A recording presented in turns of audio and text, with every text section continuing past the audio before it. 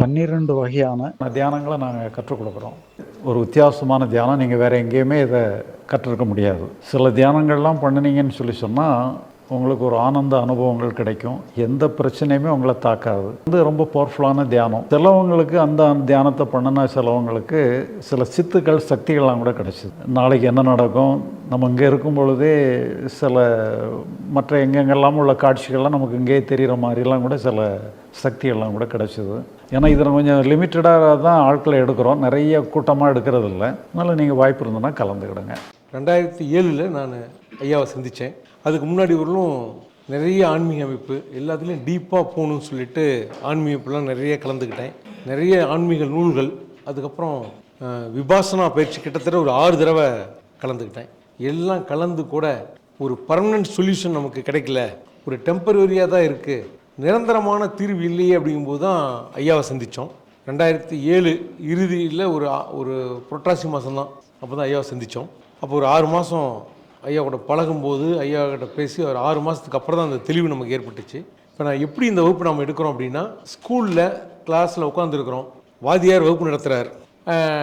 நாம் ஏற்கனவே வகுப்பில் கலந்துக்கிட்ட ஒரு மாணவன் நான் கூட உட்காந்துருக்கேன்.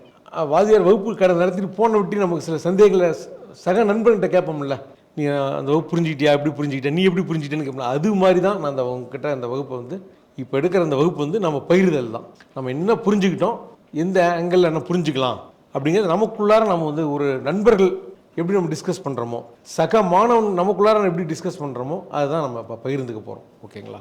கிட்டத்தட்ட ஐயா சொன்னாங்க பார்த்தீங்களா, 2048 நல்ல ஒரு ஆனந்த அனுபவம், நிறைய அனுபவங்கள்லாம் ஏற்பட்டு அந்த பிளஸ்ஸிங் இதுலேயே அந்த பிளஸ்டு இதுலேயே இருந்துட்டு 10 வருஷம் அதுவும் உதவாமல் விட்டுட்டு என்ன பண்ணுறதுன்னு தெரியாத நிலையில் 10 வருஷம் ஐயா இருந்திருக்காங்க. இந்த அனுபவத்தை தக்க வச்சுக்கணுமா இல்லை அனுபவத்தை புறக்கணிக்கணுமா, அனுபவம் இருக்கிறவர்களும் ஈட்டி வச்சு குட்டினா கூட நம்ம ஈட்டி வச்சு குத்துனாவோ இல்லை வெட்டுனாவோ எந்த ஒரு பாதிப்பு எனக்கு ஏற்படலைன்னு சொன்னவங்க அதை விட்ட உடனே ஒரு குண்டூசி கூட பிரச்சனையாக மாறுதுன்னு சொன்னாங்க. அப்போ என்னதான் பண்ணுறதுன்னு தெரியாமல் கிட்டத்தட்ட 10 வருடங்கள் இருந்திருக்காங்கன்னா அது எவ்வளவு சிரமமான ஒரு கடினமான காலங்கிறத பாருங்கள். அந்த கடினமான காலத்திற்கு பிறகு 10 ஆண்டுக்கு அப்புறம் அந்த தெளிவு கிடைச்சிருக்குன்னா இந்த உலகத்திற்கே ஞானத்தை கொடுக்கக்கூடிய ஒரு தகுதி யாருக்கு இருக்குன்னா ஐயாவுக்கு தான் இருக்குது. என்னென்னா அதை எக்ஸாம்பிளோட சொல்லி புரிய வைக்கக்கூடிய விஷயம்.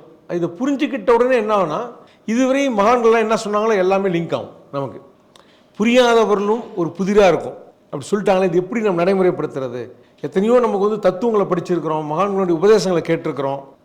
எது நடந்தாலும் மனதை சமநிலையில் வைத்துக்கொள் அப்படிங்கிறாங்க. எப்பயுமே விருப்பப்பட்ட நிலையில் மனசை வச்சுக்கணுங்கிறாங்க. எத்தனையோ விஷயத்தை மனசை சொல்லிட்டு போயிட்டாங்க. ஆனால் அது எப்படி நடைமுறைப்படுத்துறதுன்னு தெரியாமல் நம்ம அந்த தத்துவங்களோட போராடிட்டு இருந்தோம். இந்த புரிதல் ஏற்பட்டதுனால என்ன ஆகுதுன்னு கேட்டிங்கன்னா, அவங்க என்ன சொன்னாங்களோ அப்படி நம்மளை அறியாமலேயே நம்ம ஆயிடணும். அதுதான் இதனுடைய சிறப்பே. இன்னொன்று சொன்னாங்க, ஐயா சொன்னாங்க, என்னென்னா ஞானம் அடைதல் அப்படிங்கிறதும் எல்லா பிரச்சனையிலிருந்து விடுபடுறதுங்கிறதும் ஒன்று தான் சொன்னாங்க. உண்மையில் என்னென்னா ஆன்மீகத்தின் உயர்ந்த நிலை என்பது ஞானம் என்பதை விட முக்தி என்பது தான் சரியானது. முக்தி மோட்சா அப்படிங்கிறாங்க. அது இங்கிலீஷில் லிபரேஷன், தமிழில் சுதந்திரம், விடுதலை. அதுதான் மோட்சம் முக்தின்னு சொல்கிறாங்க. அது வடச்சொல். தமிழில் பார்த்திங்கன்னா அது விடுதலைன்னு சொல்லலாம், சுதந்திரம்னு சொல்லலாம். அப்போ அந்த சுதந்திரம் தான் நம்முடைய மிக உயர்ந்த நிலை. அது வந்துட்டால் நீங்கள் இவ்வளோ பெரிய பிரச்சனைனால என்ன பண்ணலாம், ஈஸியாக ஹேண்டில் பண்ணலாம். அப்போ அந்த சுதந்திரத்தை கொடுக்கக்கூடிய அறிவுக்கு பேர் தான் ஞானம். அப்போ ஞானத்தின் வழியில் முக்தி அடைகிறது தான் மிக சிறப்பானது. எல்லா ஞானிகளும் முக்தி அடைஞ்சிட்றாங்க, முக்திக்கு வந்துடுறாங்க. ஆனால் ஞானத்துக்கு வந்தாங்களாங்கிறது டவுட்டு தான். அவங்க ஏதோ ஒரு கஷ்டத்தில் ஒரு நிலை அடைஞ்சிட்றாங்க. எப்படி அந்த நிலைக்கு வந்ததுன்னு தெரியாமல் தான் அவங்க என்ன பண்ணுறாங்க, அவங்களுக்கு ஏற்பட்ட அனுபவங்களை பகிர்ந்துக்கிறாங்க. இப்போ ஏற்கனவே நம்ம நிறையா டிஸ்கஸ் பண்ணியிருக்கிறோம், இதை பற்றி சொல்லியிருக்கிறேன். இப்போ நீங்கள் வெவ்வேறு ஊர்லேருந்து வந்திருக்கிறீங்க. எங்கே வந்திருக்கீங்க? சேலத்துக்கு வந்திருக்கீங்க. சேலத்துக்கு வழி என்னன்னு யார்கிட்ட போய் கேட்குறீங்கன்னு வச்சுக்கோங்க. ஏற்கனவே சேலத்தில் இருக்கிறவங்க கிட்ட சேலத்துக்கு எப்படி வரணும்னு வழி கேட்டிங்கன்னா அவங்க என்ன சொல்கிறாங்க, சேலம் சிறப்பான ஊர், இந்த ஊரில் தான் ஏற்காடு இருக்குது, ரொம்ப சில்லுன்னு இருக்கும், இதமாக இருக்கும், நல்லா இருக்குங்கிறாங்க. சரி, இன்னொருத்தர் போய் கேட்குறீங்க, சேலத்துக்கு எப்படி போகணுன்னு கேட்குறீங்க. அவங்க என்ன சொல்கிறாங்க, சேலத்து மாம்பழம் ரொம்ப நல்லாயிருக்கும், தித்திக்கு மாம்பழம், அது எத்தனையோ வகைகள் இருக்குது, சேலம்னாவே மாம்பழம் தாங்கிறாங்க. ஏன்னா சேலத்துக்கு வழி கேட்டால் சேலத்தினுடைய சிறப்பை பற்றியே சொல்லிட்டு இருக்காங்க அப்படின்ட்டு இன்னொருத்தர் போய் கேட்டால் அவங்க என்ன சொல்கிறாங்க, சேலத்தில் தான் மேட்டூர் இருக்குது, பெரிய அணை, ஆங்கிலேயர் காலத்தில் கட்டப்பட்டது, அது பார்த்தீங்கன்னா கடல் மாதிரி இருக்கும் அப்படிங்கிறாங்க. எல்லாருமே அவங்கவுங்க சேலத்தை எப்படி ஃபீல் பண்ணுறாங்களோ அப்படி சொல்கிறாங்களே தவிர யாருமே சேலத்துக்கு வழி சொல்லலை. நம்ம வந்து அடுத்தவங்களுடைய அனுபவத்தை கேட்க நம்ம வரல, நம்ம ஓனாக எக்ஸ்பீரியன்ஸ் ஆகணும். சேலம்னா இப்படி இருக்குன்னு ஒருத்தங்க ஏற்காடை சொல்லுவாங்க, மாம்பழத்தை சொல்லுவாங்க, மேட்டூரை சொல்லுவாங்க. ஆனால் நம்ம வந்து நாம் ஓனாக ஃபீல் பண்ணி பார்க்கணும். அப்போ சேலத்துக்கு வழி தெரிஞ்சாதானே பரவாயில்ல.